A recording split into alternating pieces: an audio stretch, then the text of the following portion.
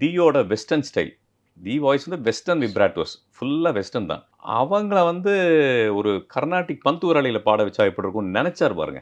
கம பத மப கம கரி சா அந்த ஸ்டார்ட்டிங்கே அந்த கம பத நி ச நி த ப ம பத மப கம ப அதெல்லாம் வந்து அந்த பந்துவராளியோட எசன்ஸ். ஆ, ஆ. ஆரம்பமே ஆஹா! அப்படின்ற மாரி இருக்கும். அது வந்து இப்படி யோசிச்சாரு பாருங்க. அதுதான் அவருடைய ஒரு சிங்கர வேற மாரி காமிக்கணும். யாருமே செய்யாத ஒரு விஷயம் செய்யணுங்கிறதுல அவர்கிட்ட இருந்து கத்துக்க வேண்டிய விஷயம் அது. அத கொண்டு வந்து இங்கே போடுறது, இத கொண்டு வந்து அங்க போடுறது, அந்த இன்ஸ்ட்ருமெண்ட் இங்க பாத்தீங்க இதே பாட்டுல வந்து மிருதங்கம் சேர்த்திருப்பாரு. ஆமா, மிருதங்கம் அதே மாரி பாத்தீங்கன்னா, இந்த சாங் வந்து பஜன் மாரி இருக்கும்.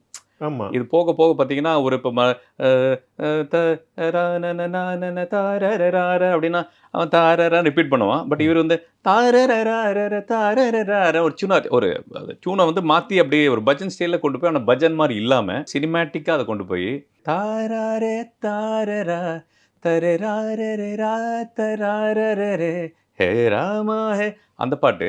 புத்தம்புது பூ பூத்ததோ தரரரராரரரா எல்லா பந்துவராளையுமே ஞாபகம் வரும் சார். ம், ம். பந்துவராளின்னு எடுத்துட்டீங்கனாலே, இந்த ராகத்தோட ஒரு மகிமை என்னன்னா, ஆஹா! பாட்டு நல்லா இருக்கே! அப்படின்னு நம்ம நெனைக்கிறதுக்கு ஒரு முக்கியமான காரணம் உள்ள இருக்கிற அந்த ராகம் தான். ம், ம். அது என்ன ராகம்னு அப்புறம் பார்த்துக்கலாம். அது ராகம், என்ன ஸ்வரங்கள்லாம் ஒரு பக்கம் இருக்கட்டும்.